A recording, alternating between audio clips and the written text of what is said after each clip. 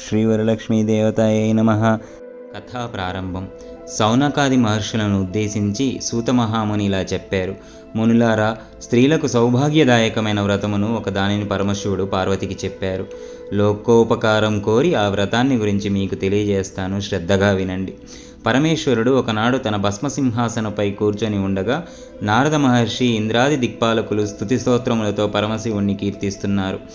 ఆ మహత్తర ఆనంద సమయంలో పార్వతీదేవి పరమేశ్వరుణ్ణి ఉద్దేశించి, నాథ, స్త్రీలు సర్వసౌఖ్యములు పొంది పుత్రపౌత్రాభివృద్ధిగా తరించుటకు తగిన వ్రతం ఒకదానిని చెప్పండి అని అడిగింది.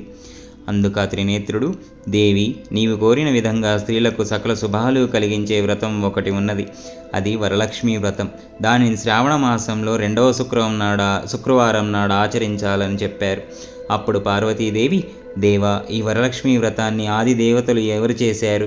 ఈ వ్రతాన్ని ఎలా చేయాలో వివరంగా చెప్పండి అని కోరింది. కాత్యాయిని, పూర్వకాలంలో మగధ దేశంలో కుండీనము అనే పట్టణం ఒకటి ఉండేది. ఆ పట్టణం బంగారు కుడ్యములతో రమణీయంగా ఉండేది. ఆ పట్టణంలో చారుమతి అనే ఒక బ్రాహ్మణ స్త్రీ ఉండేది. ఆమె సుగుణవతి, వినయ విధేయతలు, భక్తి గౌరవాలు కల యుగ్గురాలు. ప్రతిరోజు ప్రాతకాలాన నిద్రలేచి భర్త పాదాలకు నమస్కరించి కొని ప్రాతకాల గృహకృత్యాలు పూర్తి చేసుకుని అత్తమామలను సేవించుకుని మితంగా సంభాషిస్తూ జీవిస్తూ ఉండేది. వరలక్ష్మి సాక్షాత్కారం. వరలక్ష్మీ వ్రతానికి ఆదిదేవత అయిన వరలక్ష్మీదేవి ఒకనాటి రాత్రి సమయంలో చారుమతికి కలలో సాక్షాత్కరించింది. ఓ చారుమతి, ఈ శ్రావణ పౌర్ణమి నాటికి ముందు వచ్చే శుక్రవారం నాడు నన్ను పూజించు. నీవు కోరిన వరాలు, కానుకలను ఇస్తాలని చెప్పి అంతర్ధానమైంది. చారుమతి సంతోషించి, హే జనని, నీ కృపాకటాక్షములు కలిగిన వారు ధన్యులు. వారు సంపన్నులుగా, విద్వాంసులుగా మన్ననలు పొందుతారు.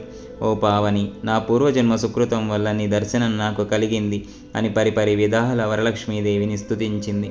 అంతలోనే చారుమతి మేలుకొని అదంతా కలగా గుర్తించి తన కలను భర్తకు, అత్తమామలకు తెలియజేసింది. వారు చాలా సంతోషించి చారుమతిని వరలక్ష్మీ వ్రతాన్ని చేసుకోమని చెప్పారు. ఊరిలోని ముత్తైదువులు చారుమతి కలను గురించి వారు కూడా పౌర్ణమి ముందు రాబోయే శ్రావణ శుక్రవారం కోసం ఎదురు చూడసాగారు. శ్రావణ శుక్రవారం రోజున పట్టణంలోని స్త్రీలందరూ ఉదయాన్నే లేచి తలస్నానం చేసి పట్టు వస్త్రాలు ధరించి చారుమతి గృహానికి చేరుకున్నారు. చారుమతి తన గృహంలో మండపం ఏర్పాటు చేసి ఆ మండపంపై బియ్యం పోసి పంచ, పల్లవాలైన రావి, జువ్వి, మర్రి, మామిడి, ఉత్తరేణి మొదలైన ఆకులతో కలశం ఏర్పాటు చేసి వరలక్ష్మీదేవిని సంకల్ప విధులతో సర్వమంగళమాంగళ్యే శివే సర్వార్థసాధికే శరణ్యే త్రయంబకే దేవి నారాయణి నమోస్తుతే అంటూ ఆహ్వానించి ప్రతిష్ఠించింది. అమ్మవారిని షోడశోపచారాలతో పూజించారు. భక్ష్య భోజ్యాలను నివేదించారు. 9 పోగుల కంకణాన్ని చేతికి కట్టుకున్నారు. ప్రదక్షిణ నమస్కారాలు చేశారు. మొదటి ప్రదక్షిణ చేయగానే కాలిగజ్జేలు గల్లు గల్లున మ్రోగాయి.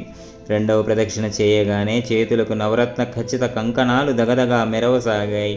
3వ ప్రదక్షిణ చేయగా అందరూ సర్వాభరణ భూషితులయ్యారు. వారు చేసిన వరలక్ష్మీ వ్రతం ఫలితంగా చారుమతి గృహంతో పాటు ఆ పట్టణంలో ఇతర స్త్రీల ఇళ్ళు కూడా ధన, కనక, వస్తు వాహనాలతో నిండిపోయాయి.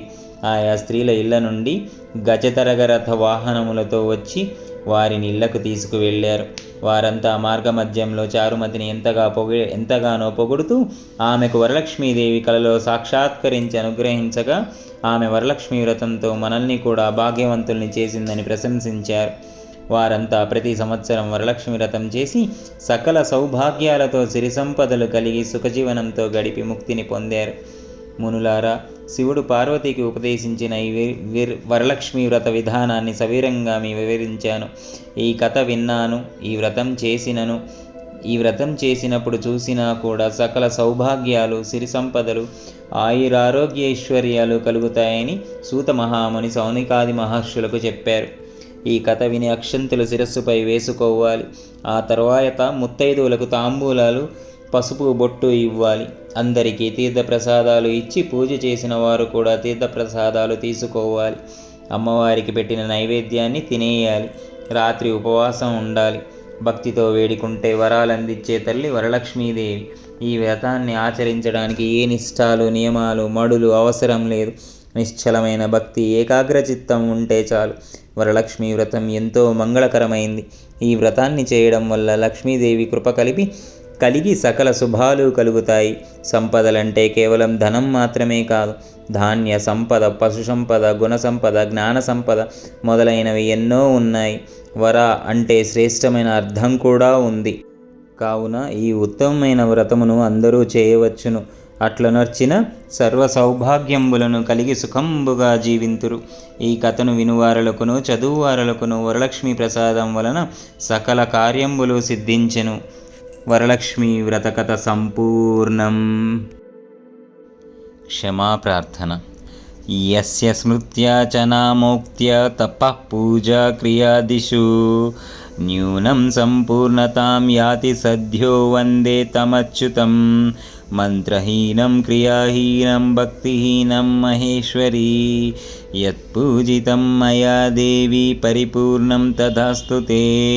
అనయా కల్పోక్త ప్రకారేణ కృతయా షోడశోపచార పూజయా భగవతి సర్వాత్మికా శ్రీవరలక్ష్మీ దేవత సుప్రీత సుప్రసన్న వరదా భవతు. మమ ఇష్టకామ్యార్థ సిద్ధిరస్తు. అక్షంతలు నీళ్లు విడిచిపెట్టాలి.